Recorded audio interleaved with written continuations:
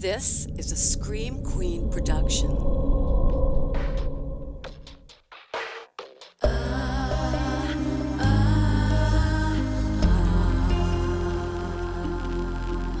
I never will forget the tragic ending met the day your last sunset. So dead, so dead, so dead, so dead.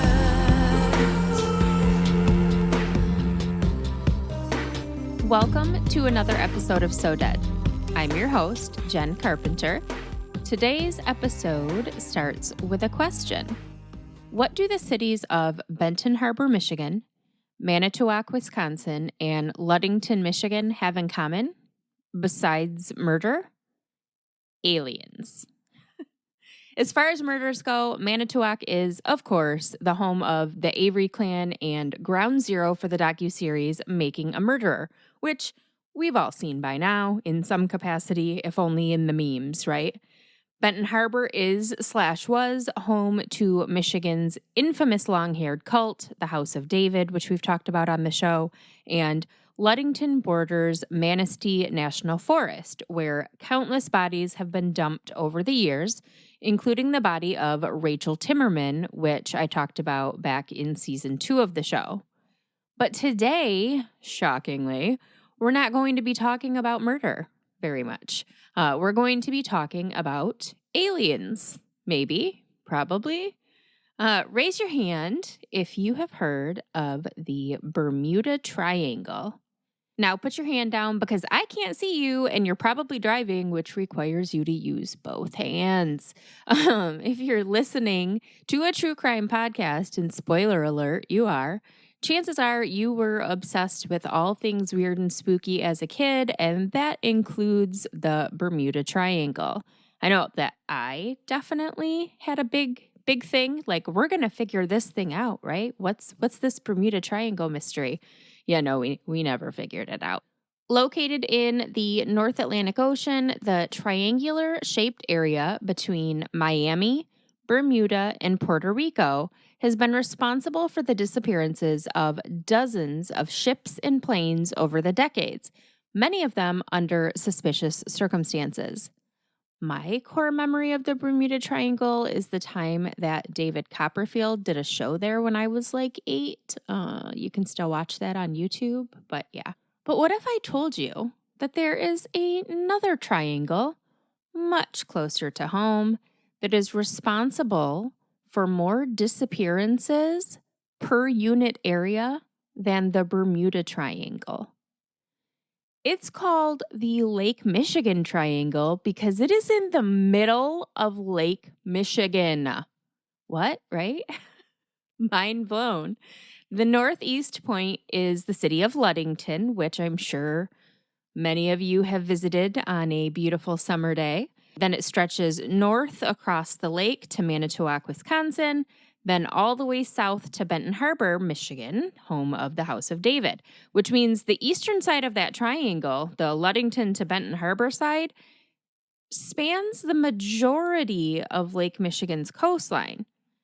If you're from Michigan, there's like a 90% chance that you've been to a Lake Michigan beach at some point in your lifetime, which means you have been swimming or boating or fishing in a triangle, like a Bermuda-ish triangle, and you didn't even know it. If you're not from Michigan, here is what you need to know for this episode. The Great Lakes aren't like other lakes. That's what makes them great. Lake Michigan is the third largest lake in the U.S. at just over 22,000 square miles. Only Lake Huron and Lake Superior are bigger. The Great Lakes, just as a whole, make up the top 5 biggest lakes in the country, and that's why they're called the Great Lakes. But outside of the Great Lakes, outside of the lakes that surround our little mitten-shaped state, the next largest lake is the Great Salt Lake in Utah, and that is just over 2,000 square miles. So Lake Michigan is 20,000 square miles bigger than the largest non-Great Lake in the US. That's how much bigger these lakes are than the lakes that you're probably used to seeing and swimming and catching fish in. Lake Michigan borders 4 states: Michigan, Indiana, Illinois, and Wisconsin. And I mean, it's essentially an ocean. I didn't see the ocean. I didn't go visit the ocean for the first time until I was in my 30s. And maybe I've talked about this before. I can't remember.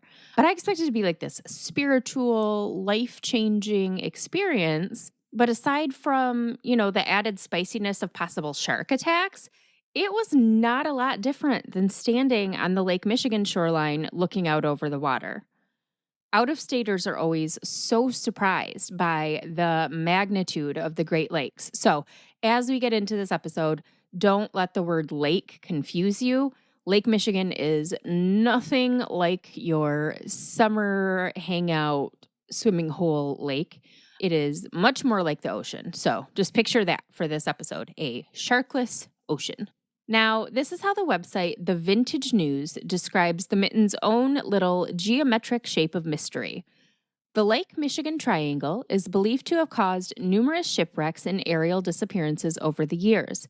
It's also been the scene of unexplained phenomena, from mysterious ice blocks falling from the sky to balls of fire and strange, hovering lights. This has led many to believe extraterrestrials are drawn to the area, or that it's home to a time portal. And here I thought the Great Lakes were safe because they are sea creature free. But no, apparently not. Can't have anything anymore.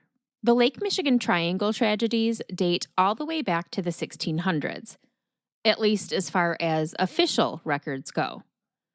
When it was built in 1679, the sailing vessel Le Griffon, that is the Griffin in English, in case you were wondering. The Griffin was the largest ship on the Great Lakes at 45 tons. It had a big pirate shippy looking mast with a French flag at the top, 7 cannons, a giant griffin sculpture on the front, and an eagle sculpture on the back.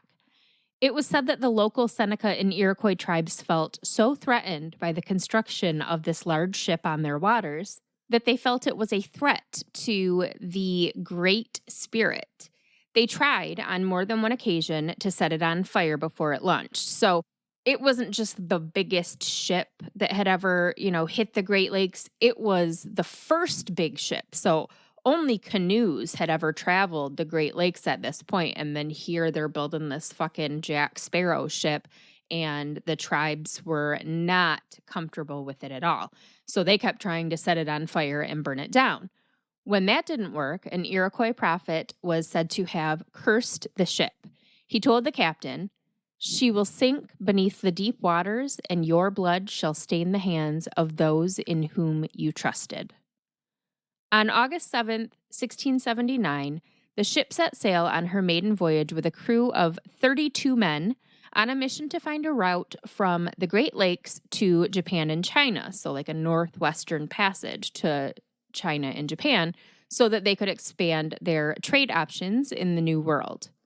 The ship boldly went where no man had gone before, on a big-ass ship at least. Again, those uncharted waters that they traveled through Lake Erie, Lake Huron, and Lake Michigan had only previously been explored by canoe. They stopped at ports along the Detroit River, Saginaw Bay, Mackinac Island, Green Bay, Wisconsin, collecting furs and dispersing crew members along the way. Just kind of leaving their guys here, there, and everywhere. So that when the Griffin left Green Bay on September 18th, 1679, to head for home after a month-and-a-half-long voyage, there were only 6 crew members left out of the 32 that started the journey. Even the captain himself had disembarked at that point, opting to remain in Green Bay while his crew delivered his haul of $12,000 worth of fur back to his home turf on the Niagara River. That was $12,000 worth of fur in 1600. So we're talking almost $1 million in today's money, according to the internet. Even that doesn't seem right. It seems like it should be higher, right? But the Griffin never made it home. Somewhere in the deep, dark, frigid Lake Michigan waters, in an area that would later become known as the Lake Michigan Triangle, the ship simply disappeared, along with its crew and $1 million worth of fur. The most common theory is that the ship went down in a storm, but the captain himself believed that his crew had committed mutiny, sank the ship, and absconded with all of that fur. Others believe that Native Americans finally carried out a successful arson mission, that they boarded the ship, killed the crew, stole the furs, and then set the ship on fire. I feel like there would have been evidence of that, right? Like if you burned an entire ship down in the middle of the water, that would there would be something. But others still believed that the Griffin fell victim to that pesky curse, the whole "she will sink beneath the deep waters" thing. That theory gained even more support when the second half of the prophecy, "your blood shall stain the hands of those you trusted," came true in 1687 when the Griffin's captain was murdered by a member of a new crew on a new expedition. The Griffin is considered the holy grail for Great Lakes shipwreck hunters, and I found no less than a dozen articles claiming that the wreck had been found, only for most of those claims to later be debunked. One shipwreck hunter from Charlevoix, Michigan is so convinced that he found the Griffin in 2018, he wrote a whole-ass book about it called Le Griffon and the Huron Islands, 1679, Our Story of Explanation and Discovery. So if you want to read more on the most mysterious shipwreck/disappearance on Lake Michigan, that's the book for you. The next documented strange occurrence in the Lake Michigan Triangle took place over 200 years after the disappearance of the Griffin. On July 12, 1883, the tugboat Mary McLean was chugging along, I don't know, Lake Michigan right off the Chicago harbor. At around 6 p.m., large bricks of ice began falling from the cloudless sky. Not hail, these were seamen. They were used to hail and all kinds of storm weather, but these were actual bricks of ice that dented the deck of the boat and sent the crew scattering. The weird phenomena lasted for a full half hour. Knowing that nobody would believe them, the crew grabbed one of these ice bricks that landed on deck and threw it into their icebox and took it back to land with them. It weighed over 2 pounds. There were no other reports of ice brick attacks that day, just in the Lake Michigan Triangle. The Thomas Hume was a 132-foot lumber schooner that operated on Lake Michigan in the late 1800s. Built in Manitowoc, Wisconsin in 1870, the ship was purchased by Hume and Hackley Lumber in Muskegon, Michigan, and it routinely transported lumber back and forth between Muskegon and Chicago. In May of 1891, the ship took a haul of lumber to Chicago. On May 21st, the Thomas Hume began its voyage back to Muskegon, but disappeared in the Lake Michigan Triangle along with its 6-man crew. The ship had been sailing home alongside one of its sister ships, the Rouse Simmons, when they were hit by a squall severe enough to send the Rouse Simmons running right back to Chicago to wait out the storm. But the captain of the Thomas Hume was stubborn, and he pressed on. The ship was never seen again. Some of the reports I've read try to make this one sound a lot more mysterious than it is, saying things like, "The ship was made of lumber and it was loaded with thousands of tons of lumber, but not one piece of lumber was found floating in the water." And the ship was indeed made of lumber, but it had dropped its haul in Chicago and was on its way back home to Muskegon empty. So no, it was not loaded with lumber. And if the ship just sank, there wouldn't necessarily be, pieces of wood floating on the surface because it was not loaded with lumber. Thank you. The mystery around the disappearance of the Thomas Hume was somewhat resolved in 2005 when the perfectly intact ship was found at the bottom of Lake Michigan. While there were no obvious signs of damage beyond, the obvious wear and tear that's expected on a ship that's been at the bottom of the ocean for over 100 years, the sinking of the Thomas Hume was simply attributed to stormy weather. But the Rouse Simmons, the other ship that was traveling with the Thomas Hume that day and had the good sense to turn back, could not escape the wrath of the Lake Michigan Triangle. Like an installment of Final Destination, death just kept coming for the wooden vessel, which became known as the Christmas Tree Ship. After its stint as part of the Hackley and Hume lumber fleet, the Rouse Simmons was purchased by Herman Schuneman, who used it to transport Christmas trees from Michigan's forests to Chicago. Unlike his competitors, who sold their murdered forest trees to wholesalers and grocery stores, Herman sold the trees right from the Chicago harbor on the dock. He decorated the Rouse Simmons with Christmas lights, put a Christmas tree atop the mast. He became known as Captain Santa, and people could come get right on the boat for a unique shopping experience and also cheaper Christmas trees because he had cut out that middleman, right? On November 22nd, 1912, Captain Santa left Thompson Harbor in Michigan's Upper Peninsula with 5,500 trees loaded onto the Christmas tree ship. Being the kind-hearted man that he was, he offered a ride to some lumberjacks who had family in Chicago so that they could spend the holidays at home instead of at their lumber camp. Because of this, the passenger log was longer than normal on this day. So there were 16 souls aboard the Christmas tree ship, the captain, his crew, and all of these guests, when it disappeared in Lake Michigan under clear conditions.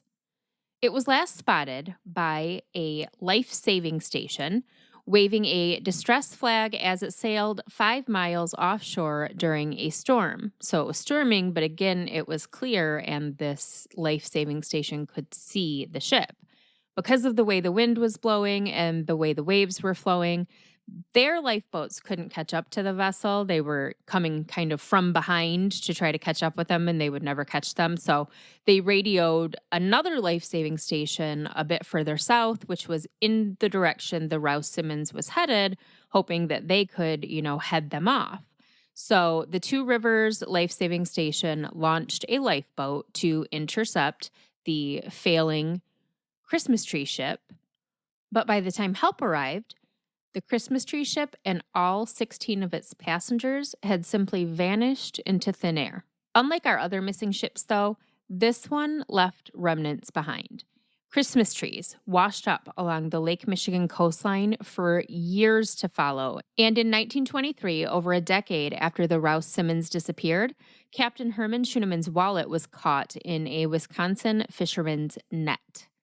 In 1971, scuba diver Kent Bell Richard of Milwaukee, Wisconsin, found the remnants of the Rouse Simmons, and it was a missing ship no longer.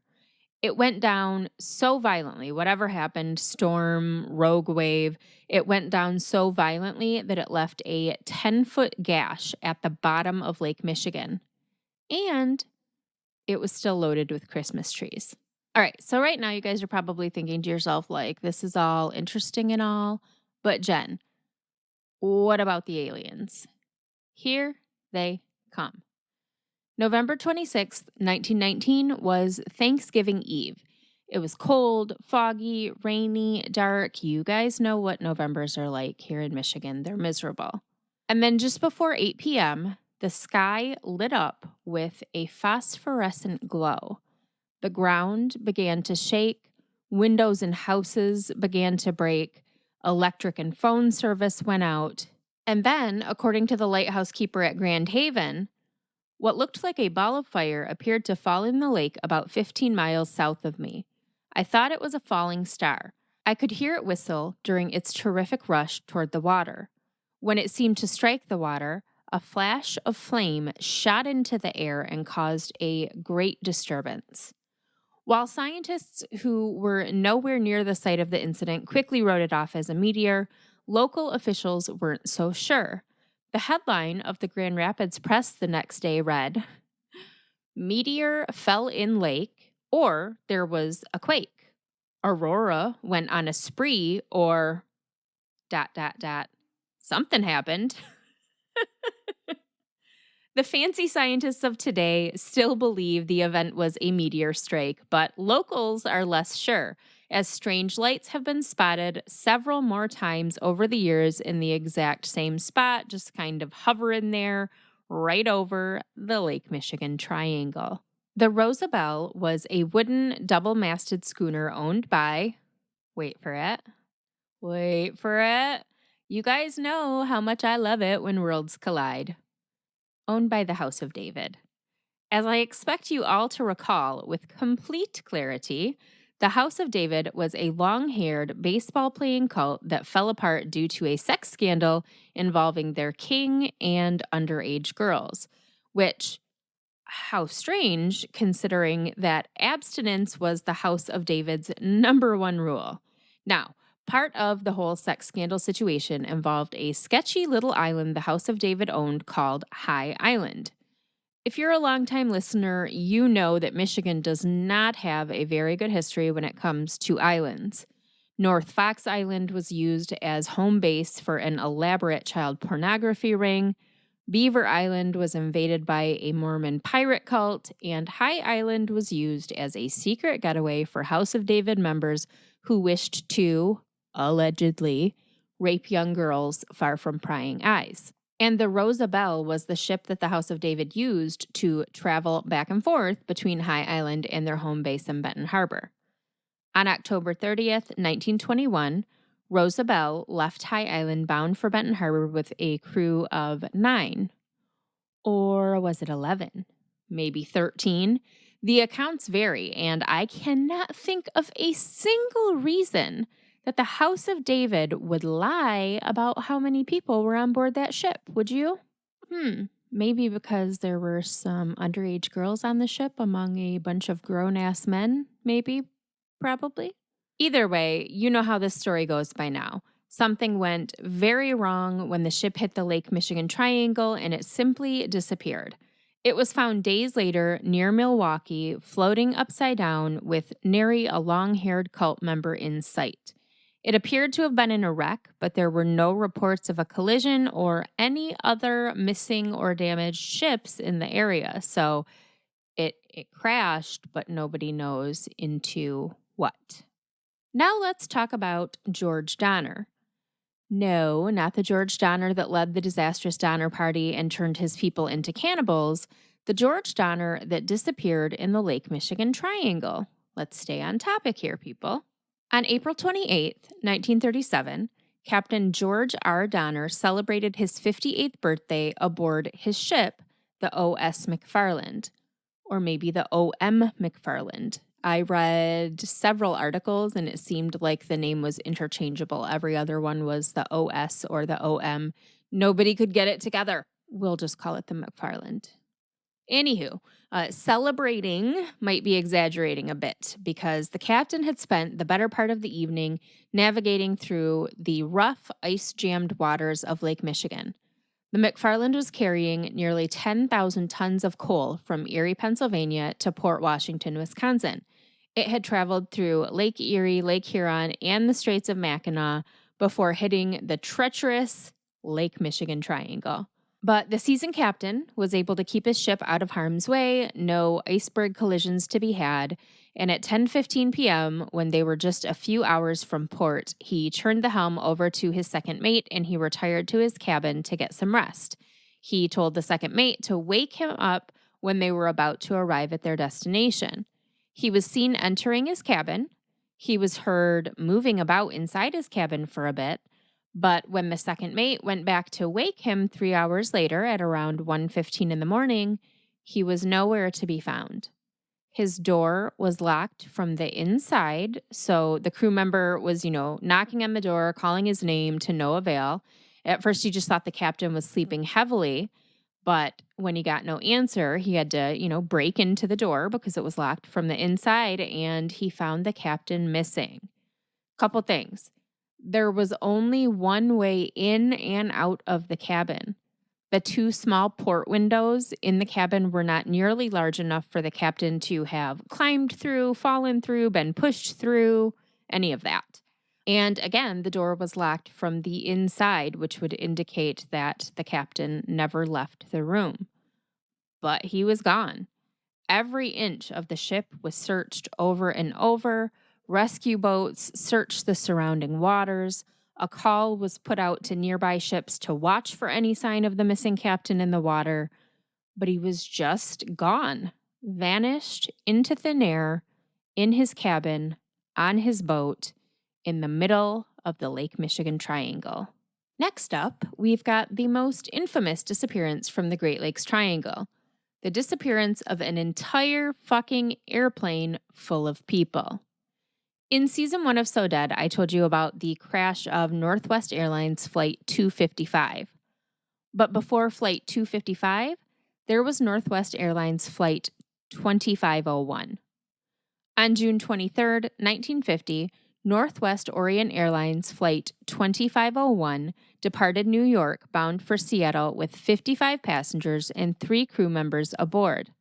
At 11:37 p.m., while the plane was flying 3,500 feet over the Lake Michigan Triangle, less than 20 miles outside Benton Harbor, the pilot radioed air traffic control to request a descent from 3,500 to 2,500 feet due to an electrical storm. Air traffic control denied the request because there was other planes flying in the area, and seconds later, Flight 2501 disappeared from the radar and was never seen again. There was a storm over Lake Michigan that night, so it's believed that the plane was either struck by lightning or ran into a squall, but nobody's really sure. It was just there, in the sky, with 6 people on board, and then it wasn't. The next day, search crews made some grisly discoveries in the water. Blankets with the markings NW for Northwest, a plane log, an airplane maintenance report, a little girl's rag doll, bits of clothing with flesh embedded in them, a piece of a woman's skull, and this is a direct quote from the Detroit Free Press, part of what appeared to be a man's back. Oh.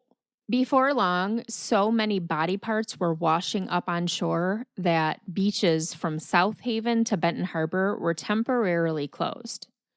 Adding to the confusion and grief of the victims' families was the fact that Northwest was very tight-lipped about details of the plane's disappearance, offering no explanation or consolation.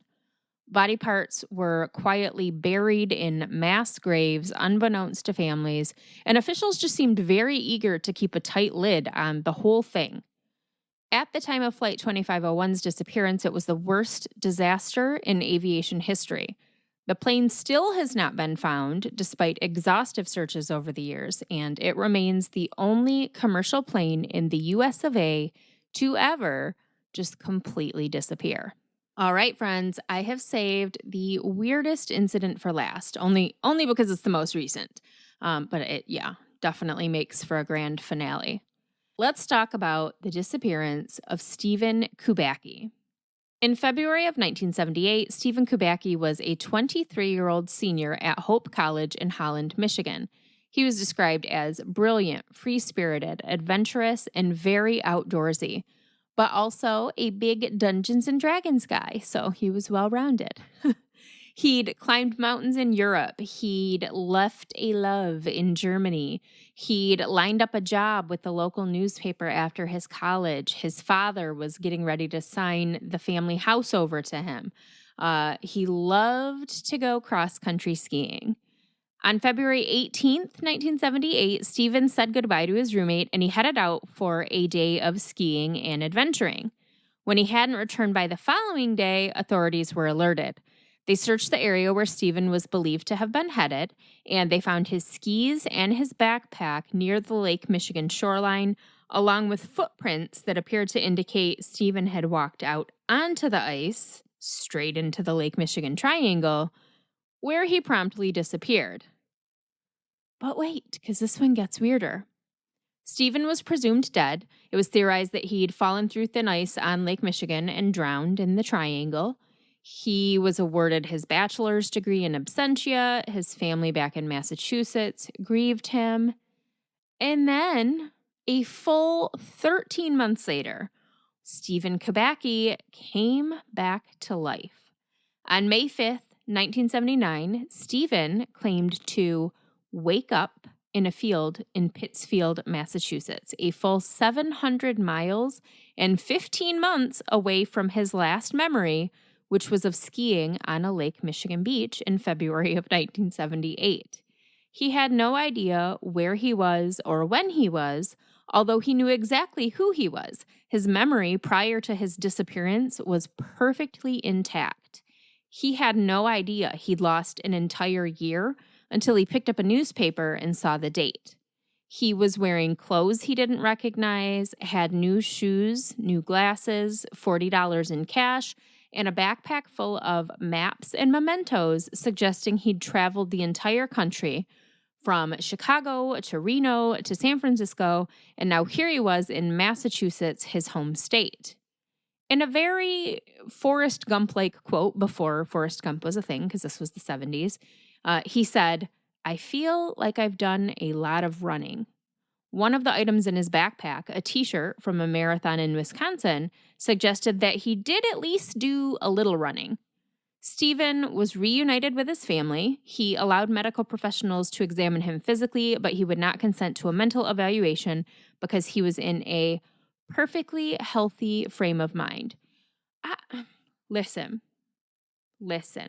Even if it wasn't a psychotic break or a fugue state or anything like that, how could you be in a perfectly healthy frame of mind waking up over a year after your last memory across the country? I would not be in a healthy frame of mind if I lost an entire year of my life and no one could tell me where I was or what I like. There would be no health going on. But he claimed to be perfectly fine. So soon, Stephen stopped speaking to the press about his ordeal. He settled in the Pacific Northwest. He became a psychologist, and he wrote a book called Meta-Mathematical Foundations of Existence. And he probably, I would imagine, has not come anywhere near Michigan since the Lake Michigan Triangle did whatever the fuck it did to him.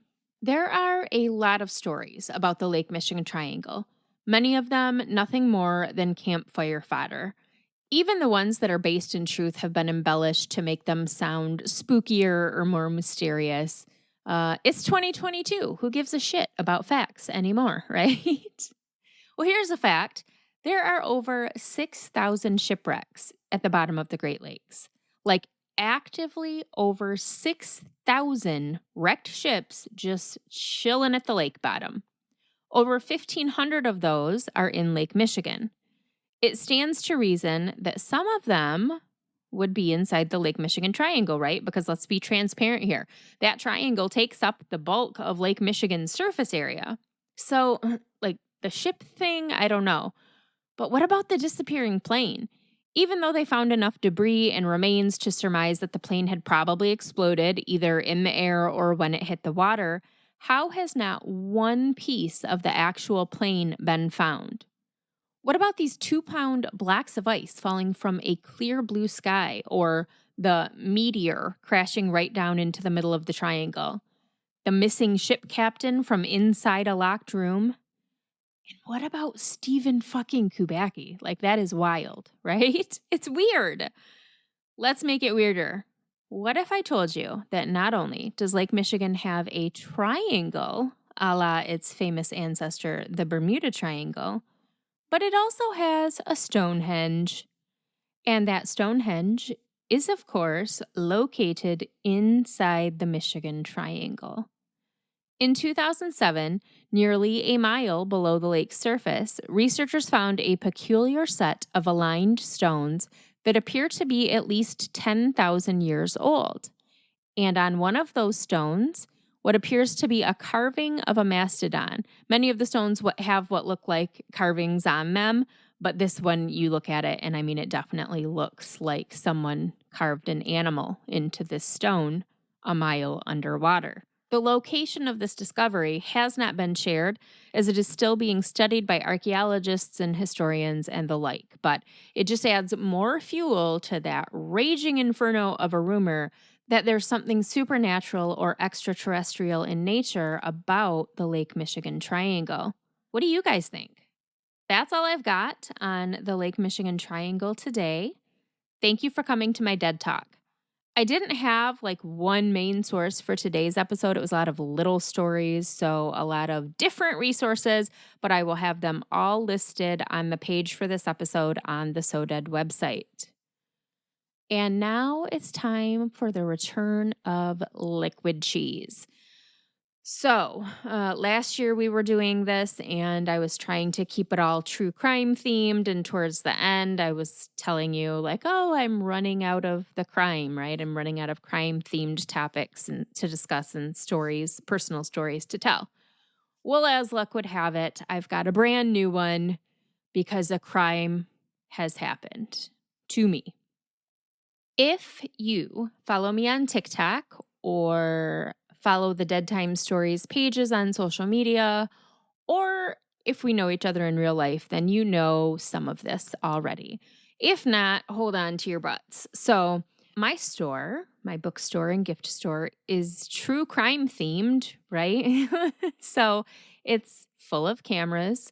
And when I leave the store, I turn on alerts. So, an alert goes off on my phone if the cameras in the store detect any kind of motion.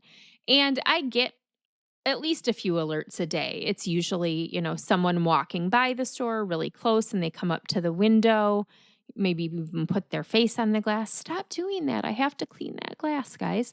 Or it's a vehicle passing and the headlights hit the wall and cause just the right kind of reflection and the cameras think it's a person. So it's not uncommon for me to get an alert on my phone. And what it says is, I really wish they would word it differently because it is jarring to see these words. It'll say, there is a person at Dead Time Stories, or there is a person at the Screamatorium. So December 30th was, I don't know what day of the week. You tell me, you've got a calendar. I woke up. I was going to be open that day. I know that. So I woke up early that morning, 7:30ish, and I had a bunch of notifications on my phone. One that said, there is a person at your Screamatorium. So I clicked on it just to get the notification off my screen, because I didn't think it was going to be anything. And when I clicked the button, it pulled up a snap from the camera.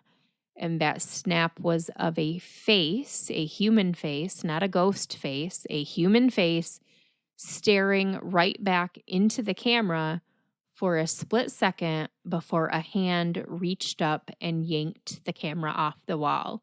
And then in like a very Blair Witch type scene, the rest of the footage was just the camera laying on the floor pointed at the wall, and every now and then you could see like a shadow pass by. It's like 7 in the morning, okay? I am barely awake. I am in my bed, in my pajamas, and my brain cannot process this. Like, I know that I need to call 911. I know that I need to call for my husband and start getting ready and head into the store. But all I can do is sit there and stare at this screen, like screaming inside my head. So I snap myself out of it.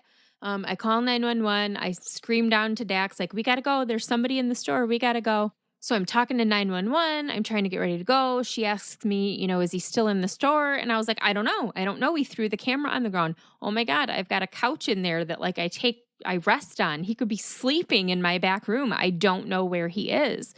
And so she's like, chill out. We're going to send a crew. And I told her, we're on our way. We live about 20 minutes out, but we're on our way. We'll be there soon. So as my husband is driving to the shop, I am looking at the surveillance footage, and I see, I get to see more than just that one scene. It shows him coming in. He comes in on the Screamatorium side. He looks around. He goes to the bar and pulls open the drawers. He finds a tablet, like our backup tablet for checking people out. He turns his little flashlight on his camera. He disappears over to the Dead Time side. He rummages through the desk there, comes back over to the Screamatorium, and then he steals all my fucking candy. If you've ever been to the Screamatorium, you know it's got a big candy cabinet with like vintage type lemon salt and cinnamon toothpicks and now and laters and crybabies and wax lips and stuff like that. But I've also got suckers and candy bars, and he stole all of that, just like big heaping handfuls of blow pops and candy bars and swirly suckers, stuffing them into his pockets. And then he kind of does another once around, comes back towards the back of the Screamatorium, finally sees the fucking camera, rips that off the wall, and then, I don't know what else he did from there, aside from that he unlocked the front door and he wound up going out the front of the store. So we get there, the police have already cleared the building, which that was crazy footage to watch too later on. The police, sweeping the building with guns drawn, yelling. That was pretty surreal. But we got there and, I don't keep money at the store. Again, true crime store. I don't keep cash there. So he managed to get away with a tablet, a bunch of candy, some rolled change. Thankfully, he was not destructive. Some people come in and just start smashing and all of that. All he did was pry open the back door, or so we thought at first. So the police take my statement, they leave. I leave to go home and take a shower because the store's about to open, right? Like we're open for business that day. We're supposed to be. So I run home, I take a shower. By the time I get back to the store, the sun's up and other businesses are opening, and it's been discovered that I was not the Candy Bandit's only victim. He had smashed in the front windows of some shops across the street. What we discovered after we had been open for maybe 20 minutes, half hour, was that the thing he used to smash in the windows across the street was the fucking bracket from my gas meter. He ripped the bracket off my gas meter, and that's what he used to smash open those windows. So before long, we were smelling that rotten egg smell. We had a gas leak. We had to evacuate the store. We had to close for the day. And Consumers Energy spent the whole day there ripping up the parking lot and putting in a new gas meter. So that was super fun. I came home for the second time that day. It's like 2:00 in the afternoon that all of this has happened by, like 2 p.m. So I come home, it's about 2 p.m. I walk in the door, my phone rings, and it's an unknown number. And I figure at first that it's just Consumers Energy calling with like questions or to tell me that my building blew up, because of course it did, something. But it was actually the Lansing Police Department calling to tell me that they'd caught the guy and they needed some information from me to verify that the tablet they found on him was our tablet. And that was pretty easy to prove. It had my husband's email logged into it. So yeah, it was definitely our stuff. I didn't get the candy back. Didn't want it. But just a nightmare of a day, right? I spent most of the day just sitting on the couch staring at the wall. And so that night, probably pretty early, probably around like 8:00, it was dark out. So I was like, okay, day's over. I went upstairs and I was going to take a relaxing little bath. And my son's bottle, can, jar, whatever you want to call it, of shaving cream, metal jar of shaving cream, can. That would be a can, right? If it's metal. I don't know. Metal thing of shaving cream was sitting on the edge of the tub. Family size. It's big. It's heavy. I just bought it. I go to pick it up to move it, and the lid was not on fully. So it fell straight down onto my foot. And we all have dropped things on our feet before, right? Like it happens. It's happened to me. But this, let me just tell you, it hurt so bad. It felt like my toe had been severed from my body. Like I was afraid to look down and see if my toe was still attached. So I am crying and I hobble into my bedroom and I sit down and I just start sobbing. Part of it was because of the pain. Maybe like the first 5 minutes or so was because of genuine pain. But the rest of it was just like, this day, what even is this day? I got robbed. I got almost blown up. And then I go to try to take a bath to calm down. And whatever this is happens, right? By the time I calm down, like a full hour later, my foot is black. Like it looks like it is attached to a corpse at the bottom of the ocean. Definitely broke my toe, if not like because it was kind of right at the base of my toe. So there might have been a little bit of foot bone action in the breakage there. No, I did not go to the doctor because I had no time to be put in a boot or have them tape my toes together. Broken toes are just kind of lost causes, right? You deal with them. So I've been dealing with that now for about 2 months. And the PTSD, I wasn't there. I didn't have a gun in my face. I didn't really lose anything of consequence. But just to feel so violated like that, to have my peace disturbed and my security in that building, that it's my space. I spend more time there than I spend at home.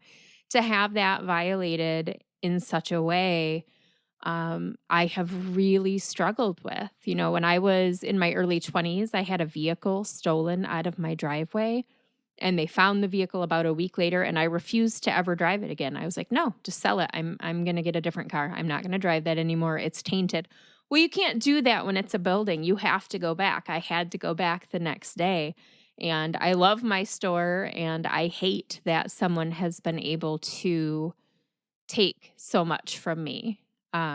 As far as the candy bandit, as we call him, he is behind bars. He was actually on parole at the time.